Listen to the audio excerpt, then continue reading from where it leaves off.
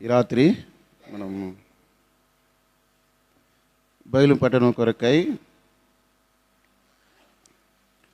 లేవీకాండము 26వ అధ్యాయము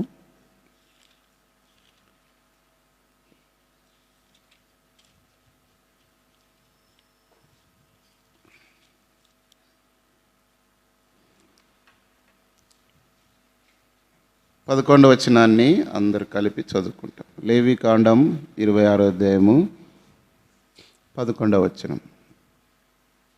నా మందిరమును మీ మధ్య ఉంచెదను, మీ యందు నా మనస్సు అసహ్యపడదు.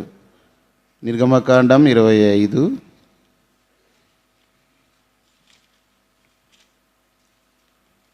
8వ వచనాన్ని 9వ వచనాన్ని కలిపి చదువుకుంటాం. నిర్గమకాండం 25వ అధ్యాయము 8, 9 వచనాలను కలిపి చదువుకుంటాం. నేను వారిలో నివసించినట్లు వారు నాకు పరిశుద్ధ స్థలం నిర్మింపవలెను. నేను నీకు కనపరచు విధముగా మందిరం యొక్క ఆ రూపమును దాని ఉపకరణలన్నిటి రూపమును నిర్మింపవలెను. ప్రభు సాయం కొరకై మనం లేవీకాండము 26వ అధ్యాయము 11వ వచనాన్ని ఆధారం చేసుకొని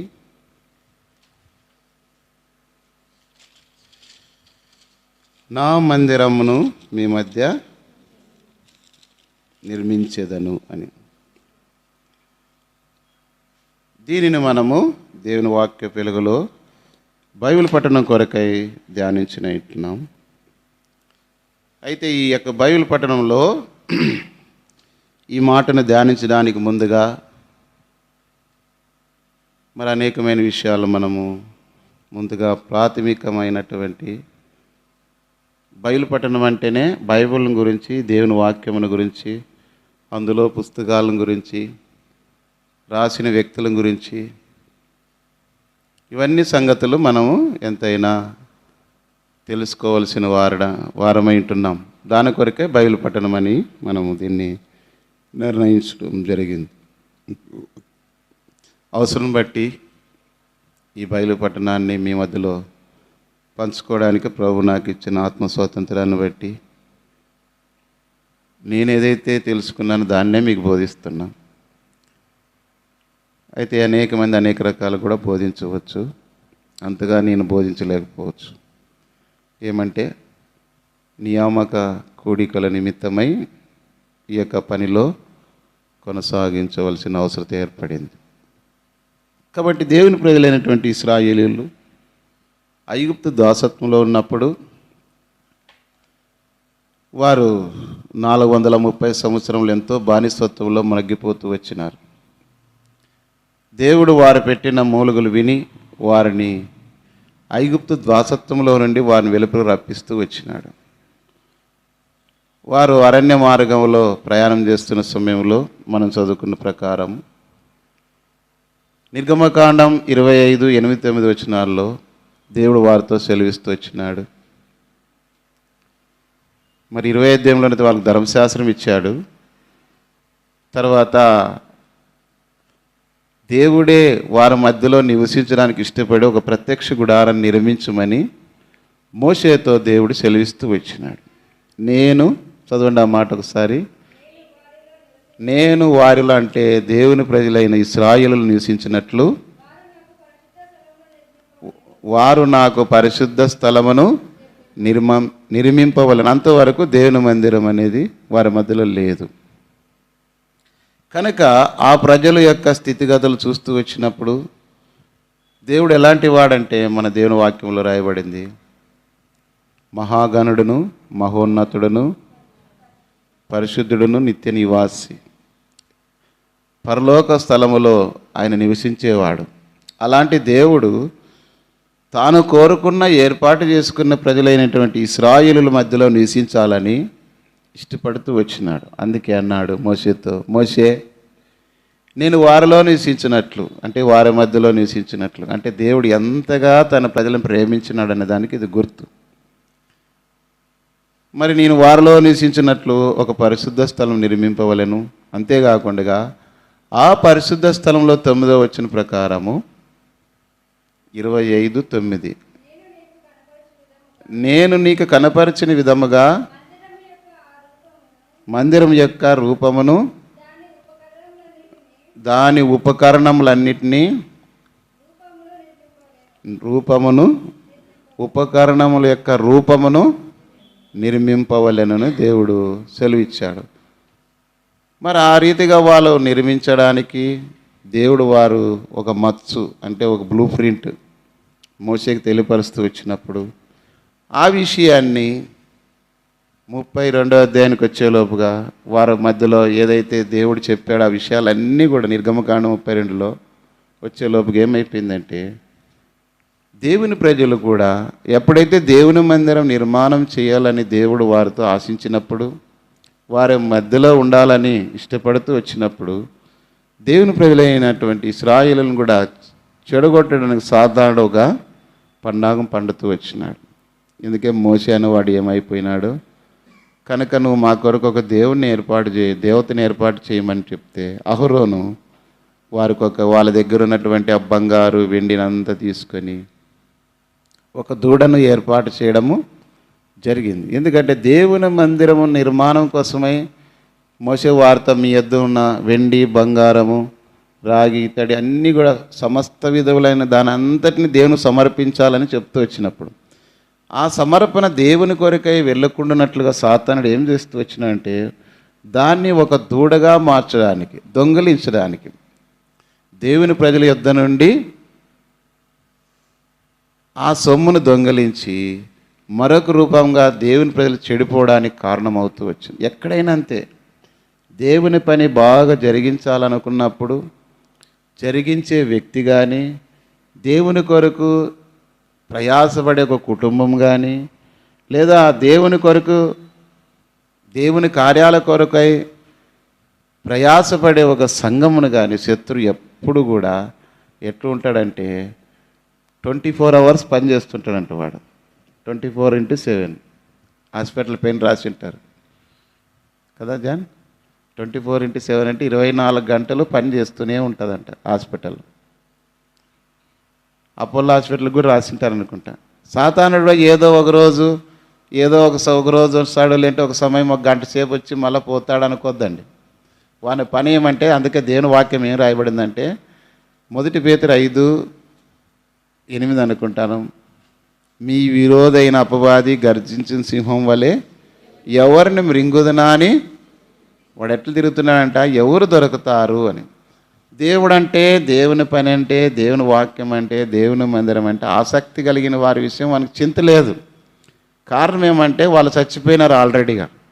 చచ్చిపోయిన వాళ్ళతో ఎవరికి పని లేదు. కావాల్సింది ఎవరు? బ్రతికిన వాళ్ళు, అంటే ఆత్మీయంగా దేవుని కొరకు నడుచుకునే వాళ్ళని ఆశ కలిగిన వారి మీదే వానికి ఎక్కువ ఆశ ఉంటుంది. ఆ రీతిగా దేవుని ప్రజల్ని ఇక్కడ చెడుగొట్టి ఆ పని జరిగించుకున్నట్లుగా అడ్డగించే విషయంలో, నష్టపరిచే విషయంలో సాతానుడు దేవుని ప్రజల్లో నుండే కొంతమందిని వాడుకున్నాడు. మనం ఈ యొక్క లేవీకాండాన్ని ధ్యానించడానికి ముందు ఇందులో ఉన్నటువంటి కొన్ని విషయాలు మనము వరుస క్రమంగా కొన్ని విషయాలు చూస్తూ వస్తాం. ఆదికాండము, 2వది నిర్గమకాండము, 3వది లేవీకాండము, 4వది సంఖ్యాకాండము, 5వది ద్వితీయోపదేశ కాండము. ఈ 5 కాండాలను మోషే భక్తుడు రచిస్తూ వచ్చినాడు, అంటే రాశాడని భక్తులు బైబిల్ పండితులు తెలియపరుస్తున్నారు. ఆది కాండములో దేవుని యొక్క రక్షణ సృష్టి ఎట్లా ఆరంభమైంది, తిరిగి తప్పిపోయిన మానవుని తిరిగి దేవుడు రక్షణ పొందడానికి ఏ రీతిగా దేవుడు ఏర్పాట్లు మార్గాలు చేస్తూ వచ్చినాడు, ఆయా సమయంలో ఆ రీతులుగా మనస్సాక్షి చేత దేవుడు మాట్లాడుతూ వచ్చాడు. ఆది కాండంలో అది మనం చూస్తూ వస్తాం. నిర్గమకాండానికి వచ్చే లోపలగా దేవుని ప్రజలైన ఇశ్రాయేలీయులను దేవుని కొరకై పరిశుద్ధులుగా జీవించాలని, ప్రత్యేకించుకోవాలని వారిని విడిపిస్తూ వచ్చినాడు. అది పరిశుద్ధత. 3వది, దేవుని మందిరము నిర్మించిన తర్వాత దేవుని ప్రజలు దేవునింటికి తీసుకొచ్చే బలులు అర్పణల విషయంలో అక్కడున్నటువంటి యాజకులు, ప్రధాన యాజకులు, లేవీయులు దేవుని మందిరంలో ఎలాంటి సేవా పరిచర్య ఏ రీతిగా ఉండి చేయాలో ఆ సంగతులను తెలియపరిచేదే లేవీకాండం. తర్వాత ఇశ్రాయేలు ప్రజల యొక్క పండుగలు, ఇశ్రాయేలు ప్రజల యొక్క బలుల గురించి అవి తెలియపరుస్తూ వస్తుంది. తర్వాత సంఖ్యాకాండం దేవుని ప్రజల అరణ్య ప్రయాణాన్ని గురించి తెలియపరుస్తుంది. ఐదవది మనం చూసినప్పుడు ద్వితీయోపదేశకాండం ఐగుప్తు నుండి బయలుదేరి వచ్చిన తర్వాత పుట్టిన వారి కొరకై మోషే రెండవసారి వారికి ఈ సంగతులన్నీ తిరిగి వారికి ఉపదేశం చేశాడు కనుకనే ద్వితీయోపదేశకాండం అంటారు. అంటే రెండవసారి ఉపదేశం చేయుట. చివరిగా మోషేగా భూమి మీద నుండి తీసివేయబడడానికి ముందుగా చెప్పబడిన మాటలు. ఇది 5 ఖండాల గురించి రాయబడిన మాటలు మనం చూస్తాం. అయితే దేవుడు తన ఆకాశంలో ఉండి తన ప్రజల భూమి మీద ఉండి ఆ పని చేయడానికి ఇష్టపడలేదు, కానీ దేవుడు వారి మధ్యలో ఉండి నివసించడానికి ఇష్టపడుతూ వచ్చి వారితో ఏమన్నాడంటే, నా కొరకు వారిలో ఒక పరిశుద్ధ స్థలమును, అంటే నేను వారిలో నివసించినట్లు ఒక పరిశుద్ధ స్థలమును, అంటే మందిరమును నిర్మించుము. అంతేకాకుండా అందులో ఉపకరణములు, దేవుని మందిరంలో ప్రత్యక్ష గుడారంలో ఉన్నటువంటి ఉపకరణములను నేను నీకు ఏదైతే చూపిస్తూ వస్తానో వాటిని రూపం ఏర్పరిచి సిద్ధపరచుము అని మోషేతో చెప్తూ వచ్చిన. ఇది మనం చూసిన భాగం. ఇప్పుడు మనం లేవీ కాండానికి వచ్చినప్పుడు లేవీ కాండాన్ని 3 భాగాలుగా చేస్తూ వస్తాం. మొదటి భాగం ఏం చూస్తుందంటే 1 నుంచి 10 అధ్యాయాల వరకు యాజక ధర్మము విధులు. అంటే ప్రత్యక్ష గుడారములో ప్రధాన యాజకులు ఉంటారు, వారి కింద లేవీలు కూడా ఉంటారు. మరి ఈ ముగ్గురు కూడా దేవుని మందిలో ఎలాంటి పనులు చేయాలా, వాళ్ళు ఏ విధంగా ఉండి చేయాలా అనే విషయాలను 1 నుంచి 10 అధ్యాయాల వరకు రాయబడుతూ వచ్చినాయి. ఇది 1 నుంచి 10 వరకు యాజక ధర్మము విధులు, కట్టడలు, ఆజ్ఞలు అంటాం.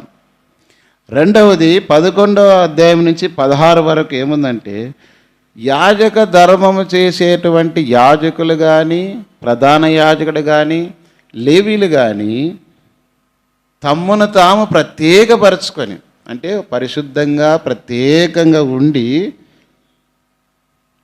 యువలోక సంబంధమైన వాటిలో కలిసిపోకుండా పరిశుద్ధమైన జీవితం కలిగి ప్రత్యేకంగా దేవుని యొక్క వాక్యానుసారంగా పరిశుద్ధమైన జీవితం కలిగి వారు ఆ పరిచర్య చేయాలని 11 నుంచి 16 వరకు అధ్యాయాలు ఉన్నాయి. ఇంకా 17 నుంచి 27 వరకు వారు ఏ ఏ విషయాల్లో పరిశుద్ధంగా ఉండాలో ఇశ్రాయేలు ప్రజల గురించి తెలియపరుస్తుంది. మొదటిదేమో యాజకులు, యాజక ధర్మ విధులు. రెండవదేమో యాజకులు, అంటే ప్రధాన యాజకులు, బలులు అర్పించేవారు ఎలాంటి జీవితం కలిగి ఉండి ఆ యాజక ధర్మం పరిచర్య చేయాలో అది 11 నుంచి 16 వరకు. 17 నుంచి 27 వరకు ఏముందంటే, దేవుని ప్రజలైన వారు ఏ ఏ విషయాల్లో దేవుని కొరకై పరిశుద్ధంగా ఉండాలి. ఉదాహరణకి రోగాలు వచ్చింటాయి, కుష్ఠరోగం ఉంది, కొన్ని స్త్రీల యొక్క రోగముల గురించి రాయబడుతూ వచ్చింది. అలాంటి వారి విషయాల్లో ఎట్లా ప్రత్యేకంగా ఎన్ని దినాలు ప్రత్యేకంగా ఉండాలి, ఏ విధంగా వాళ్ళు వారి జీవితము, బలుల అర్పణలు ఏ విధంగా దేవుని ప్రజల మధ్యలో వారు ఉండాలి. తర్వాత వివాహ విషయాలు వచ్చినప్పుడు ఎలా వారి వివాహ ఏర్పాట్ల విషయమై ఎట్లా ప్రత్యేకమైన జనముగా వారు ఉండాలి, అన్ని జనములతో కలిసిపోకూడదని. ఎందుకంటే మనకు తెలుసు, ఐగుప్తులో వారు ఉన్నప్పుడు ఐగుప్తు ప్రజలతో కలిసిపోయినారు.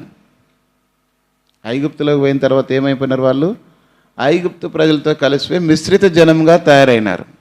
ఆ రీతిగా ఉండకుండా ఏ గోత్రం వారు ఆ గోత్రం వారే వివాహాలు జరిగించారు. అంటే బెన్యామీనులు ఉన్నారు, బెన్యామీనులే చేసుకోవాలి.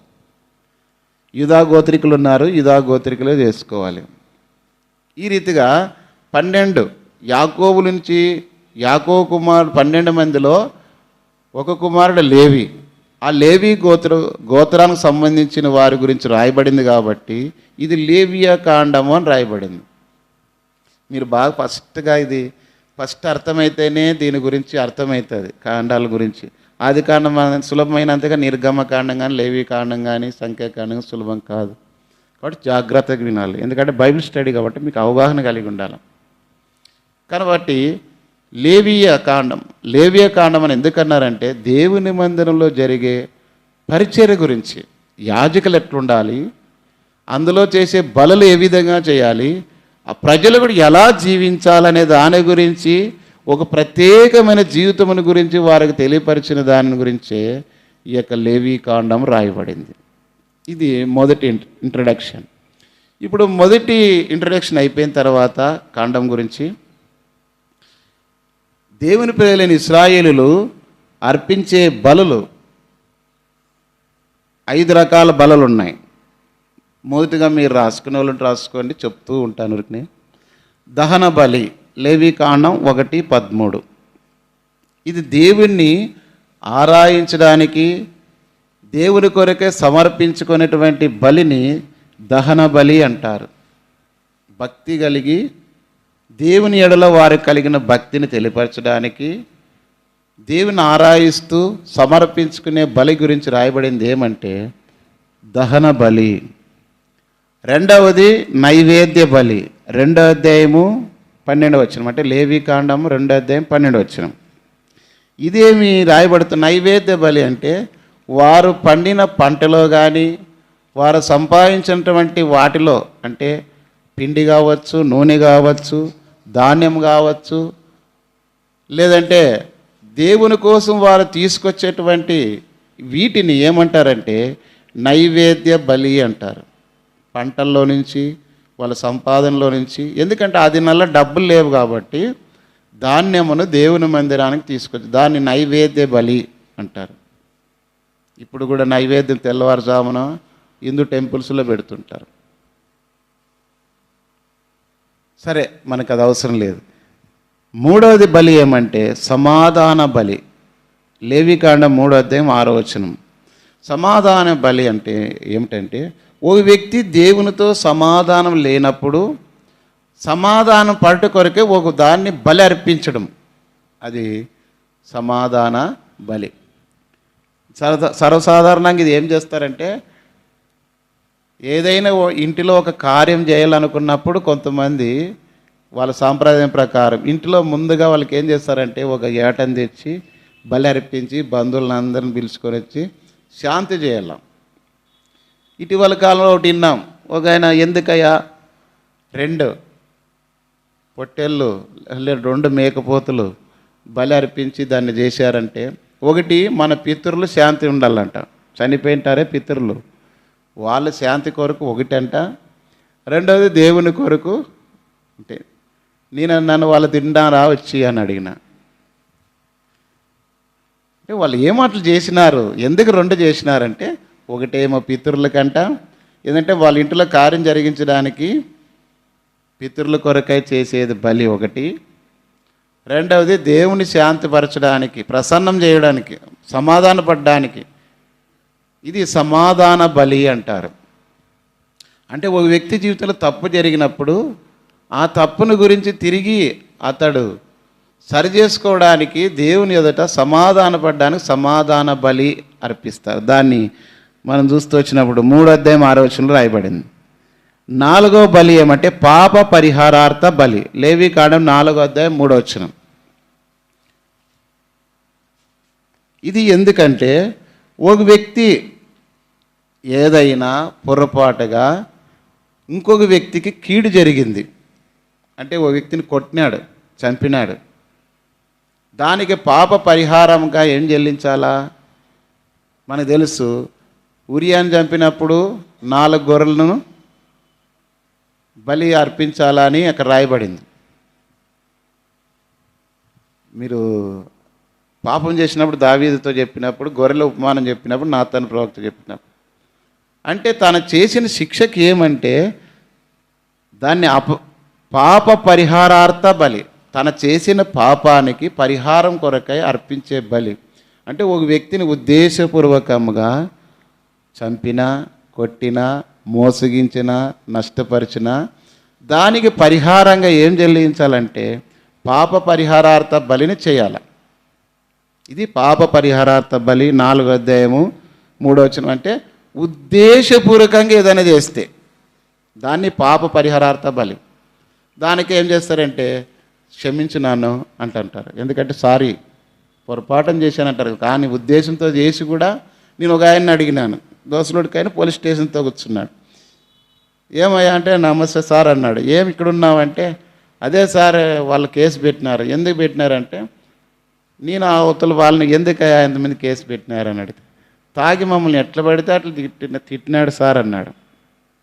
నేను అడిగి కాదు అయ్యా తాగినోడు ఇంట్లో పడుకోవాలి కానీ వాళ్ళు ఎందుకు తిట్టినావంటే నేను తిట్టిందే చెప్తారు కానీ వాళ్ళు నన్ను ఎన్ననిందే నీకు చెప్పలేదా సార్ అన్నాడు. పనికి పోయినప్పుడు తిరిగినప్పుడు ఏడన్న పోయినప్పుడు వాళ్ళు అనిండే మాటలన్నీ కరెక్ట్గా అది వేసుకున్న తర్వాత గుర్తుకు వస్తాయంట. వాళ్ళు అప్పుడే ఎదురొస్తారంట. ఎదురు వచ్చినప్పుడు పొడుస్తుంటుందంట లోన. వాడు అప్పుడు అన్నాడు కదా దీని మీద వెళ్ళిపోతుంది అని చెప్పేసి అప్పుడు ఆయన లోనుండి ఆయన ఏం చేస్తాడు, పెయిన్కి బలం ఇస్తాడు, చూసుకోక దెబ్బ అని. అంటే ఎందుకు చెప్తానంటే ఉద్దేశపూర్వకం కానీ చెప్పేది ఏమంటారు, మామూలుగా ఏమంటారంటే తాగిన వాళ్ళే వాంతోనేమి తెలియక తాగిన మైకంలో మాట్లాడింట తప్పుగా మాట్లాడతాడు అని సరైన విధానంలో ఉండి మాట్లాడినాడా అంటారు కదా, అది తప్పది అంటారు. మామూలుగా వాళ్ళే అంటారు, ఏమంటారు తాగితే పెండ్లాన్ని అమ్మ అంటాడా అంటారు కదా. ఎవరైనా ఇంట్లో పెండ్లాన్ని వచ్చి అమ్మ భూ పెట్టి అంటాడా తాగొచ్చినాడు. మళ్ళీ ఇది తెలివి ఉన్నప్పుడు అది ఎందుకు ఉండదు. మనుషులు ఎట్లున్నారంట, కపటం అన్నమాట. అబద్ధాలు కల్పించి మాట్లాడే దాంట్లో కపటం. కాబట్టి పాప పరిహారార్థ బలి అంటే ఒక వ్యక్తి ఉద్దేశపూర్వకంగా ఏదైనా చేసినప్పుడు ఆ పాపానికి పరిహారార్థంగా ఒక బలి అర్పించడము, దాన్ని పాప పరిహారార్థ బలి అంటారు. ఇంకా 5వ బలి ఏమంటే అపరాధ పరిహారార్థ బలి. అపరాధ పరిహారార్థ బలి పొరపాటున ఏదైనా ఇంకొకరికి ఏదైనా నష్టం చేసినప్పుడు, ఉదాహరణకు ఒక వ్యక్తి డ్రైవింగ్ చేస్తున్నాడు, పోతున్నారు, ఏమైపోయిందంటే స్పీడ్గా పోతున్నాడు, సడన్గా బ్రేక్ పడలేదు, ముందున్న వ్యక్తికి పోయి గుద్దినాడు. అది పొరపాటున జరిగిండేది అది. అందుకే దాంట్లో మామూలు బైబిల్ గ్రంథంలో ఏం రాయబడంటే ఒకడు కట్టెలు నరకుచుండగా ఆ గొడ్డలు కూడా మరొకరికి పోయి పడిందంట, వాడు చనిపోయినాడు, దానికి శిక్ష. అది పొరపాటు జరిగిన దానికి ప్రాయశ్చిత్తంగా ఏం చేస్తారంటే, అందుకే కదా ఏదైనా జరిగినప్పుడు ఏమంటారు, సరే పొరపాటున అయిపోయింది తగిలినాయి కదా దెబ్బలు హాస్పిటల్ కన్నా చూపించు అంటారు. పరిహారం ఏం కలగ దానికి నష్టపరిహారం కట్టాల. కాబట్టి దీన్ని ఏమంటారంటే పాప పరిహారార్థ బలి. ఇది 5వ అధ్యాయం 18వ వచనం. తెలియక చేసిన వాటికి పాప పరిహారార్థ బలి. అంటే ఈ లేవీ కాండమును మనం ధ్యానిస్తున్నాం కాబట్టి అందులో విషయాలు కూడా మనకు అవగాహన కలిగి ఉండాలి అనే దాని కొరకు ఇవన్నీ చెప్పాల్సి వస్తుంది. యాక్చువల్గా అంటే ఇది 2 నెలలు కాదు 3 నెలలు అయినా అయిపోదు, ఒక క్లాస్లో ఒకటి చెప్పేయచ్చు. కానీ క్లుప్తంగా ఊరికి హెడ్లైన్స్గా చెప్పుకుంటూ పోతుంది. ఎందుకంటే నాకు ఇచ్చిన ఈ నెలలోనే నేను ఇవి ముగించాలని ప్రయత్నం చేస్తున్నా. తర్వాత ఇశ్రాయేలు పండుగలు కూడా 7 ఉన్నాయి. ఆ పండుగల గురించి త్వరగా మీరు రాసుకుంటే మంచిది. అంటే లేవీ కాండంలో ఉండే దాని గురించి చెప్తున్నాను. ఇప్పుడు బలుల గురించి 5 బలుల గురించి మీకు చెప్తూ వచ్చినాం. అంటే ఇవన్నీ ప్రత్యక్ష గుడారంలో జరిగించేవి. అదే ఇశ్రాయేలు ప్రజలు చేయవలసినటువంటి పండుగలు 7. 1 పస్కా పండుగ, లేవీ కాండం 23:5. ఇది ఎందుకు చేస్తారంటే ఐగుప్తులో నుండి వాళ్ళు బయటకు వచ్చిన దాన్ని విడుదల పొంది ఉన్నామని చెప్పేసి దాని గుర్తుగా ఈ పస్కా పండుగను ఆచరిస్తూ వస్తారు. ఎందుకంటే ఐగుప్తులో ఉన్నప్పుడు ఒక గొర్రెను తీసుకొని వాళ్ళు చంపి ఆ రక్తాన్ని గుమ్మాలకు పూసి బయటికి దాటి వచ్చినారు. కాబట్టి ప్రతి సంవత్సరం ఆ పండుగ చేస్తారు. మనమైతే క్రిస్మస్ యేసుప్రభు పుట్టినాడని చేస్తాము, ఈస్టర్ డే యేసుప్రభు తిరిగి లేచినాడని చేసినాము, గుడ్ ఫ్రైడే ఏడుస్తుంటాం ఎందుకు చనిపోయినాడని. ఆయన ఎప్పుడో చనిపోయి తిరిగి లేచిన తర్వాత మనం ఎందుకు ఏడ్చల్లా? చెప్పినా కదా ఇంతకుముందు ఆయన ఎట్లున్నాడంట, ఏమయ్యా తాగిన గుడ్ ఫ్రైడే ఈరోజు అంటే యేసుప్రభు సిలువ వేసిన బాధను తట్టుకోలేక చూసి తాగినాడంట. సరే ఈస్టర్ డే కనపడినాడంట. ఏమయ్యా ఈరోజు తాగినామంటే యేసుప్రభు తిరిగి లేచిన సంతోషంలో తాగినాడంట. అంటే ఎట్లా మలుచుకుంటుంటారంటే ఇప్పుడున్న ప్రజలు అనుకూలంగా మాట్లాడుకుంటారనమాట. అది కాదు. కాబట్టి ఇక్కడ మొదటి పండుగ లేవీ కాండం 23:5 ప్రకారం పస్కా పండుగ. 2వ పండుగ పులియని రొట్టెల పండుగ. అంటే నూతనమైన జీవితం. అంటే వాళ్ళు తీసుకున్నటువంటి ఆహారంలో పులియని పిండితో రొట్టెలు చేసుకొని పస్కా బలిగా ఆ చేదు కూరలతో కలిపి వారు ఆ యొక్క బలిని ఆచరించాలి. దాన్ని పులియని రొట్టెల పండుగ అంటారు. ఇప్పుడు వాళ్ళు మనకు తెలుసు ఈ ముస్లిమ్స్ పాటించేదంతా ఇదే. మూడవది వచ్చి ప్రథమ ఫలముల పండుగ. అంటే పులియని రొట్టెల పండుగ వచ్చి 23వ అధ్యాయము 6 నుండి 8 వచనాలు 3 వచనాల్లో ఉంటుంది. నూతనమైన జీవితం గురించి. ఇప్పుడు 3వ అధ్యాయంలో 3వ పండుగ ఏమంటే ప్రథమ ఫలముల పండుగ. 23వ అధ్యాయము 9 నుంచి 14 వచనం. అంటే యవల కోత ఆరంభము, దేవునిపైన శ్రద్ధ. యవల కోత ఆరంభం అంటే దేవునిపైన శ్రద్ధతో చేసే పండుగ, భక్తితో చేసే పండుగ. 4వ పండుగ పెంతుకోస్తు పండుగ. లేవీకాండం 23వ అధ్యాయం 15-21 వచనం. యవల కోత ఆరంభ పండుగ అయిన తర్వాత యవల కోత అంతం పండుగ, అంటే ముగింపు పండుగ. ఇది ఏది? పెంతుకోస్తు పండుగ. అంటే గోధుమలు పంట వేసినాక తిరిగి కోసే పండుగ, గోధుమల కోతకాలం. 5వది శృంగధ్వనుల పండుగ. 23వ అధ్యాయము 23 నుంచి 23, 24, 25 వచనాలు. అంటే శృంగధ్వనుల పండుగ అంటే పంటలు ఇంటికి వచ్చిన తర్వాత వారు సంతోషముతో చివరిగా చేసే పండుగ ఇది. ఏమంటే శృంగధ్వనుల పండుగ. 6వ పండుగ ప్రాయశ్చిత్తార్థ దినముల పండుగ. లేవీకాండ 23వ అధ్యాయము 26 నుంచి 32 వచనం. ఇదేమంటే ప్రాయశ్చిత్తార్థ పండుగ అంటే ప్రజలు పాపం కొరకై తుడిచివేయబడే పండుగ. ప్రజల పాపము కొరకై తుడిచివేయబడే పండుగ అంటే ప్రాయశ్చిత్తార్థ దినము పండుగ అంటారు. పర్ణశాలల పండుగ చివరిది ఏమంటే లేవీకాండ 23వ అధ్యాయం 33 నుండి 43 వరకు, అంటే 10 వచనాలు. అరణ్యంలో దేవుడు వారిని పోషించి నడిపించిన దాన్ని గుర్తు చేసుకొని పర్ణశాలల పండుగ, దీన్నే గుడారాల పండుగ అని కూడా అంటారు. దేవుడు వారు అరణ్యంలో ఉన్నప్పుడు ఎట్లా మన్నా చేత పోషించినాడు, ఎట్లా బండలోని నీళ్ళు తెప్పించినాడు, ఎట్లా వాళ్ళకి ఆహారాన్ని తెప్పిస్తూ వచ్చినాడు, ఈ సంగతులన్నింటిని వాళ్ళు తలపోసుకొని చేసుకునే పండుగ ఏమంటే పర్ణశాలల పండుగ. బలులన్నీ 5, పండుగలన్నీ 7. ఇది లేవీకాండంలో ఉన్న విషయాలు. ఇప్పుడు ప్రత్యక్ష గుడారానికి వచ్చినప్పుడు ప్రత్యక్ష గుడారాన్ని నిర్మించమన్నాడు. దేవుడు వారి మధ్యలో నివసించడానికి ఇష్టపడి, ప్రత్యక్ష గుడారం అంటే దేవుని మందిరము.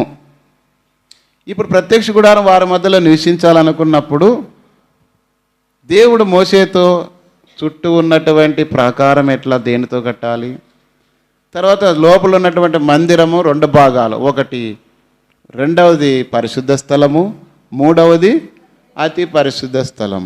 3 భాగాలుగా ఉంటుంది. ఈ యొక్క ప్రత్యక్ష గుడారం ఎన్ని భాగాలు? 3 భాగాలు. ఇవి గుర్తుపెట్టుకోవాలా. బలులు 5, పండుగలు 7, మందిరం వచ్చి 3 భాగాలు. ప్రత్యక్ష గుడారం 3 భాగాలు.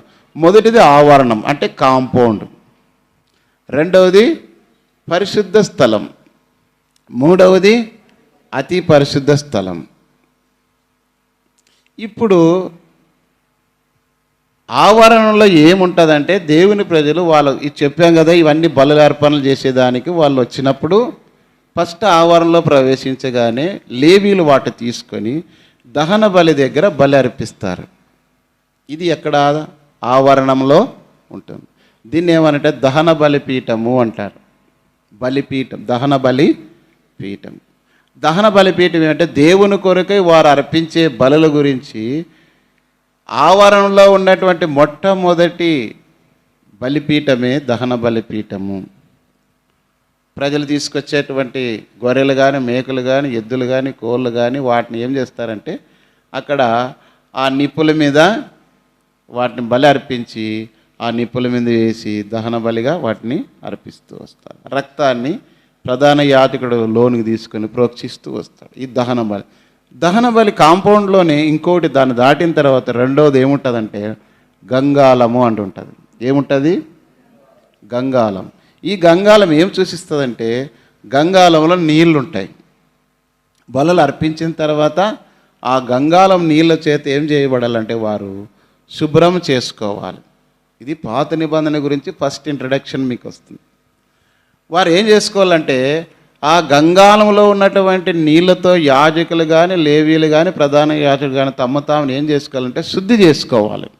ఇది ఎక్కడుంది? ఆవరణలో ఉన్నటువంటి 2 ఉపకరణాలు, మొత్తం 6 ఉపకరణాలు ఉంటాయి ప్రత్యక్ష గుడారంలో. ఫస్ట్ ఆవరణలో 2, తర్వాత పరిశుద్ధ స్థలములో 3 ఉంటాయి, అతి పరిశుద్ధ స్థలములో 1 ఉంటుంది. మొత్తం ఎన్ని కావాలా? కాంపౌండ్లోకి ఎంటర్ అయితేనే దహన బలిపీఠము, దాన్ని ఆనుకొని కొంత ముందుకు పోతేనే గంగాళం ఉంటుంది. తర్వాత ఇప్పుడు పరిశుద్ధ స్థలంలోకి పోయిన తర్వాత పరిశుద్ధ స్థలములో ఉన్నటువంటి మనం ఎంటర్ అయితేప్పుడైతే ఎడం వైపు అనుకుందాం. నాకైతే ఇట్లా కుడివైపు ఏముంటుందంటే 7 దీపముల స్తంభము అంటారు, లేదంటే దీపవృక్షము అంటారు. అంటే 7 దీపాలు కలిగి ఒకే కాండంగా, మధ్యలో 1 కాండం ఉంటుంది, దాని చుట్టూ అంటే కమల పువ్వు ఎట్లుంటుందో అట్లుంటాయి 7 దీపాలు. ఇటువైపు 3 అటువైపు 3 దీపాలు ఉంటాయి. ఎంటర్ అవుతున్నప్పుడు ఎడం చేతి వైపు ఉంటుంది. నాకైతే నిలబడిన వాళ్ళకి ఎట్లుంటుందంటే కుడివైపు ఉంటుంది. ఏది ఉంటుంది ఇక్కడ? దీపవృక్షము అంటారు దాన్ని. తర్వాత దానికి ఆపోజిట్ అంటే ఇప్పుడు కుడివైపు అంటే ఎడం వైపు అనుకోండి, ఎడం వైపు ఉంటే కుడివైపు అనుకోండి. అంటే ఇప్పుడు మీరు ఎంటర్ అయినప్పుడు ఎడం వైపు వచ్చి దీపవృక్షం ఉంటుంది కదా, దానికి ఆపోజిట్గా ఏముంటుందంటే సన్నిధి రొట్టెల బల్ల. సన్నిధి రొట్టెల బల్ల అంటే ఇశ్రాయేలు 12 గోత్రాలకు గాను 12 రొట్టెలు ఉంటాయి.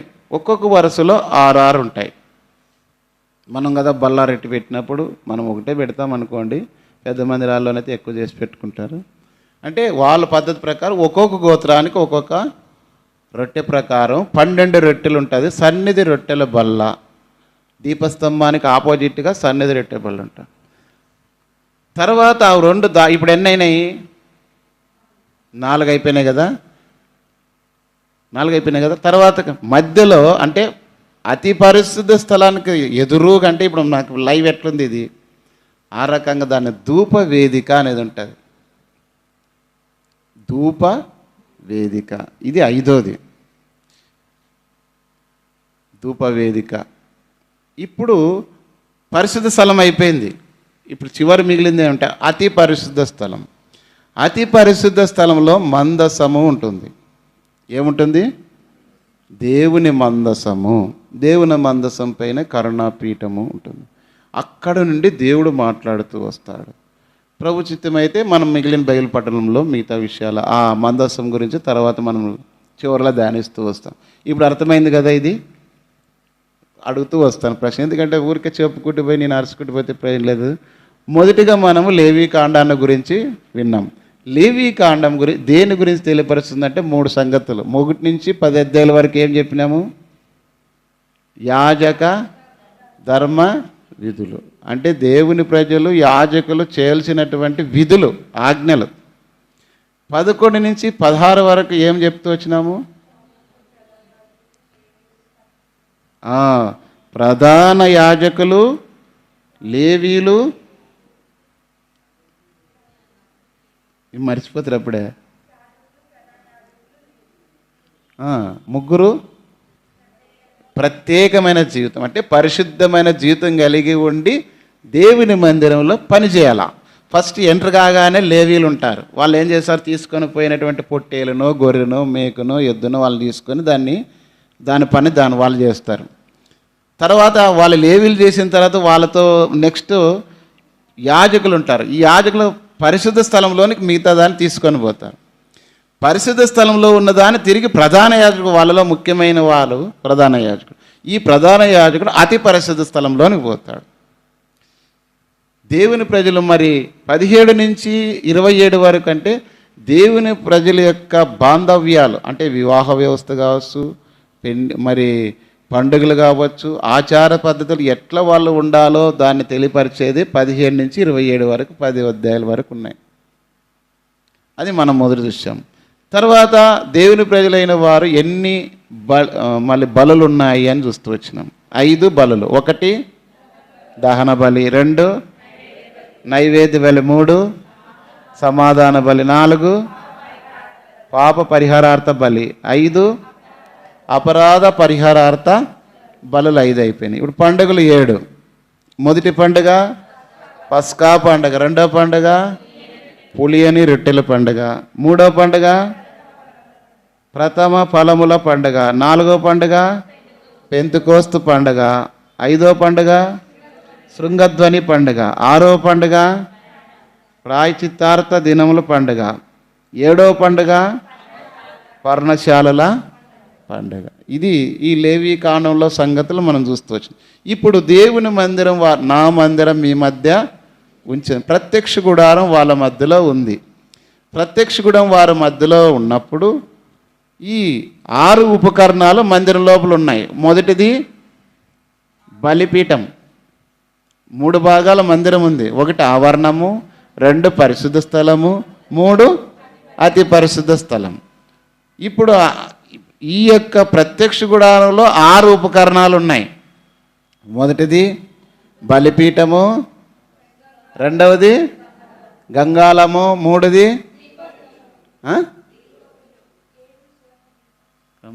3 చెప్పండి దీపవృక్షము, 4 సన్నిధి రొట్టెల బల్ల, 5 ధూపవేదిక. దీపవృక్షము వేరు, ధూపవేదిక వేరు, గుర్తుపెట్టుకోండి. తర్వాత అతి పరిశుద్ధ స్థలంలో ఏముందని చూస్తున్నాము? దేవుని యొక్క మందసము.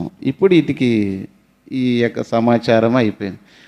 అయితే ఈ ఉపకరణాలు అన్నిటిలో నుండి కూడా ప్రభునే మనం చూడాలి. దహన బలిపీఠం. ప్రభు అయిన యేసుక్రీస్తు వారు మన కొరకు సిలువలో ఏం చేయకపోయినాడు?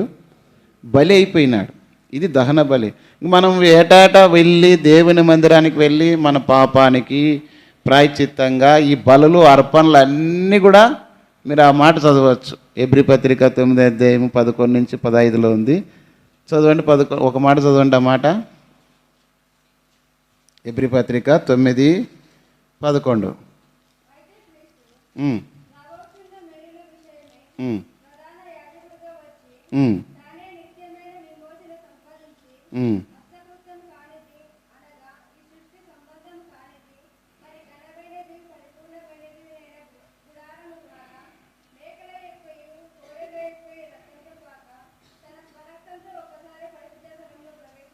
కాబట్టి ఇక్కడ తన స్వరక్తము చేత ఒక్కసారే ఆ అతి పరిశుద్ధ స్థలంలోనికి ఆయన ఏం చేస్తూ వచ్చినాడు?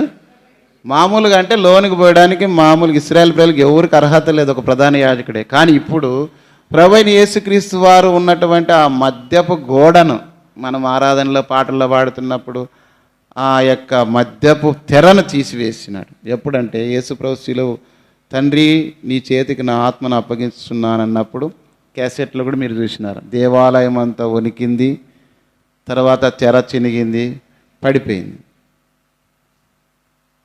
ఇప్పుడు పరిశుద్ధ స్థలంలో ప్రవేశించడానికి మనం దేవుని మందిరానికి వచ్చినప్పుడు బలి అర్పణ ఏమంటే మన ప్రభుని ఆరాధించేది. ఉచితంగా మనం ఈ బలుల అర్పణలకు మనం చేయాల్సింది లేదు. ఇది బలిపీఠం గురించి మనం చూస్తాం. దేవుని యొక్క వాక్యంలో చాలామంది బలిపీఠాలు కట్టినప్పుడు ఏం చేశారనేది పోయిన బైబిల్ స్టడీలో కొన్ని చెప్పినాం. సొలొమోను మహారాజు రాజు అవగానే ఏం చేసినాడు?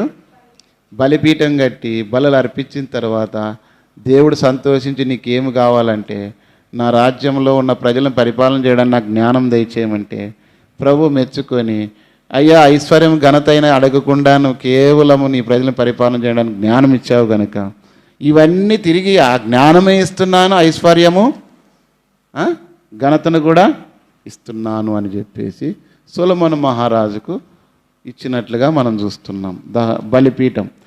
బలిపీఠం తర్వాత మనకు తెలుసు నోవాహు జలప్రలయం తర్వాత ఆ జలప్రలయం నుండి తనకు కాపాడుతూ తన కుటుంబాన్ని ఓడను కాపాడిన దాన్ని బట్టి భూమి మీద రాగానే 8వ అధ్యాయంలో పవిత్ర పక్షులలోను జంతువులన్నింటిలో బలి అర్పించినప్పుడు దేవుడు ఆ ఇంపైన సువాసన ఆగ్రహించి 9వ అధ్యాయం మొదటి వచనంలో నోవాహును ఆశీర్వదించినట్టుగా మనము చూస్తూ వస్తాం. అంటే బలిపీఠం దేని సూచిస్తుందంటే దేవుడు మనల్ని దేవుడిని మానవుని కలుసుకునే స్థలం బలిపీఠం. అయితే కొత్త నిబంధనలోకి వచ్చినప్పుడు మన హృదయమే దేవుని యొక్క ఆలయము, బలిపీఠము. అవన్నీ బలులు అర్పించడం ద్వారా మనం దేవునికి పాత నిబంధనలు ఇష్టపడినప్పుడు, కొత్త నిబంధనలోకి వచ్చినప్పుడు దావీదు మహారాజు ఏమన్నాడు 51వ కీర్తన 17లో, దహన బలి నీకు ఇష్టమైనవి కావు. చదవండి ఆ మాట.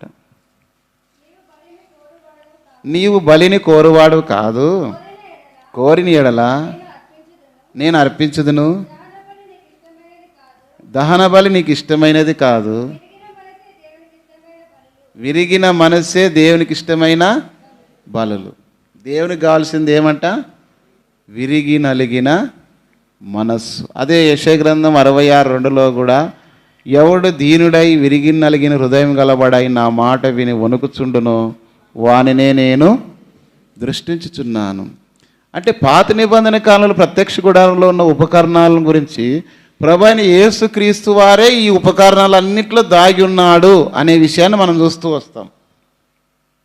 ప్రభువైన ఎక్కడ నా నామమున 2-3 కూడి ప్రార్థిస్తారో వారి మధ్యలో నేను ఉంటానని మత్తయి సువార్త 18 మనం చూస్తూ వస్తాం. 19-20 వచనాలు.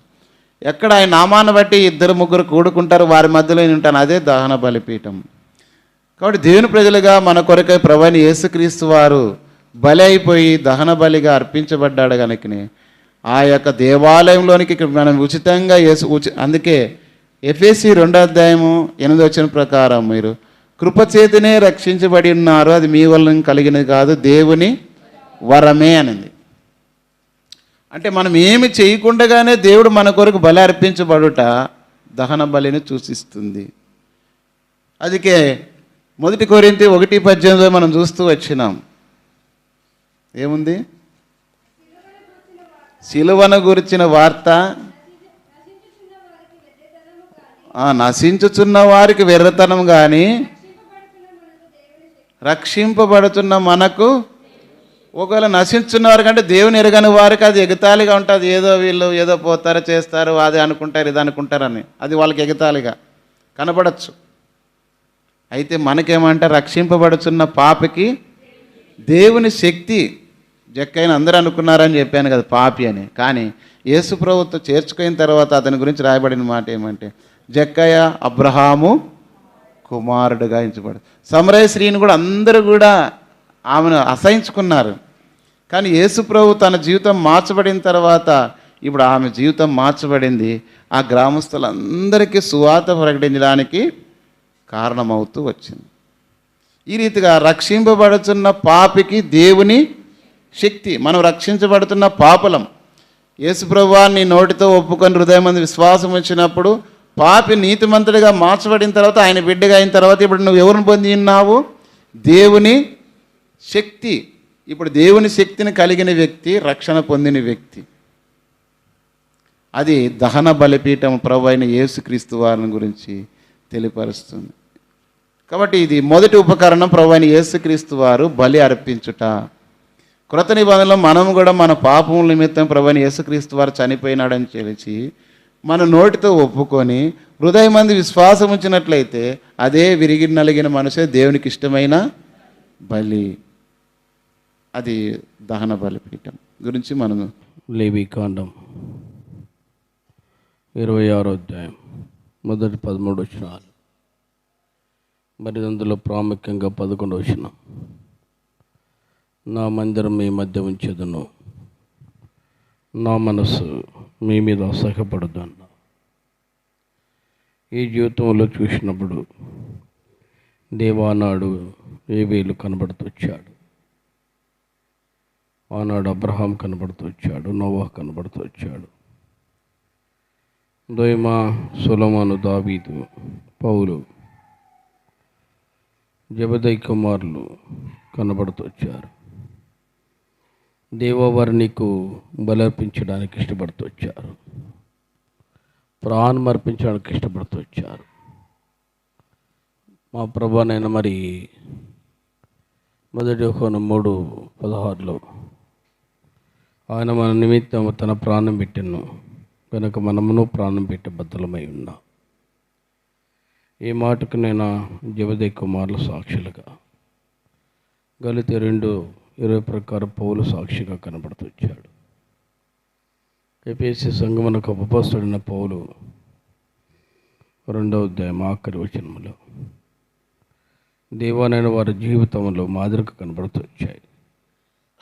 మరి ఈ రాత్రికాలపు వేళ ఆ యుగ్గులను మమ్మల్ని ఒకసారి పరీక్షించుకుంటే, నోవాహు 120 సంవత్సరాలు సగటునైన వారి మధ్య సంచరించి వాక్యము లేదా నా ప్రకటన చేస్తూ నోవాహు ఓడ కట్టిన ఆ ప్రజలకు అవిధేయత లోబడలేక ఎట్లయితే జలప్రలయములకు లోనయ్యారో, ఈరోజు దేవుని వాక్యం ఎదుజల్లుతూ వస్తుంది.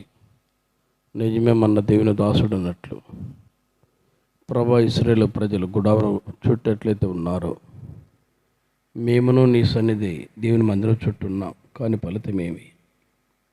ఏ ఇళ్ళు కదిలించినా జీవంతో కూడిన రక్షణ కార్యములు చూపలేకపోతున్నాం. దేవనైనా భయభక్తులు చూపలేకపోతున్నాం. ఏది వినకూడదో, ఏది చూడకూడదో, ఏది చేయకూడదో కొన్ని విషయాల్లోనైనా మరి బలహీనలుగా మేము కనుగొన్నప్పుడు రోమ 2:24 ప్రకారం అవమానంగా జీవిస్తున్నాం. నిర్గమాకాండం 32:23-25 ప్రకారం హేళనగా జీవిస్తున్నాం. ఇవన్నిటిని బట్టి నా వరకు నేను బాధ్యుణ్ణి. జబదయి కుమారుల విషయంలో తల్లి సొలొమోను అడుగుతూ వచ్చింది, ఆమె బాధ్యురాలు. దేవానైనా మరి మేము దావీదు అది అడుగుతూ వచ్చాడు, తన తర్వాత తన పిల్లల యొక్క రాజ్యం ఎట్లుంటుందని. అట్లు ఇస్సాకు విషయంలో అబ్రహాం అడుగుతూ వచ్చాడు. మోసే తర్వాత యెహోషువ అడుగుతూ వచ్చాడు. మరి మేము, మా పిల్లలు, కుటుంబం, సేవ, పరిచర్లు, సంఘం ఏ రీతిగా ఉన్నది అన్నప్పుడు బాధ్యత కలిగిన వ్యక్తి పెద్దలుగా, కుటుంబీకులుగా మమ్మల్ని దిద్దుబాటు చేయట, సరిచేయడానికి మనం సిద్ధపరచు. కడవరి దినాల్లో ఉన్నాం. రేపు పరిస్థితులు ఎట్లుంటాయో తెలియదు. ఒకవేళ ఇదే చట్టం, ఇదే ఎలక్షన్స్ రాబోదుల మంది ఒకవేళ బీజేపీ పరిపాలకులు వస్తే దేవా ఆల్ నేషనల్ సర్వీస్ అదే రీతిగా తండ్రినైనా మా ప్రభానైనా రిజల్ట్స్ కూడా తెలియజేస్తున్న ప్రకారం అది రాకూడదని కోరుకుంటున్నా. కానీ అదే వస్తే కనీసం పౌరసత్వాన్ని వారు తీసివేస్తారనే వార్తలు కూడా ఉంటున్నా. కాబట్టి నేను గమనించి ఇప్పటికైనా మమ్మల్ని భద్రత కలిగి ప్రభ కొరకు త్యాగభరితలుగా, విశ్వాసాలుగా నేను ఉండడానికి సిద్ధపరచు. ఈ బీతల నుండి సువాసన విజాలతో రావాలి. ఆనాడు యాకోబు తన పిల్లల విషయంలో ఇస్సాకు తన పిల్లల విషయంలో ఏది చూశాడు, నా కుమారునికి సువాసన యెహోవా దీవించిన చేయని సువాసన ఉన్నదన్నట్లు మేము కనబడ్డానికి సిద్ధపరచు. తప్పును దిద్దుబాట్లు చేయట్లో తిమోతి ఉన్నాడు, తన సంఘంలో అట్లా కట్టాడు. మేము అట్లా కట్టడానికి సిద్ధపరచు. అట్లా విన్నవారిలో కూడా కారుతో పెట్టి భయభక్తులు ప్రాముఖ్యంగా తన పరిచయ వాళ్ళకు నీ భయం దయచేసి పరిశుద్ధ జీవితంలో, మాదిరికర జీవితంలో నేను కలిగిన సిద్ధపరచు. ఇతని వాక్యానికి నీరు కట్ట మీద అసలు ఎంతో ప్రయాసం, ఇంకా తగినంత ఆరోగ్యం, తగినంత కృపాక్ష మీద ఆశను గురించి మంచి అవసరాలకు తీర్చు. గత దినాల్లో మీద దాసుడు విజయ్ కుమార్ కూడా మధ్య చేసి పరిచయం చేశాడు.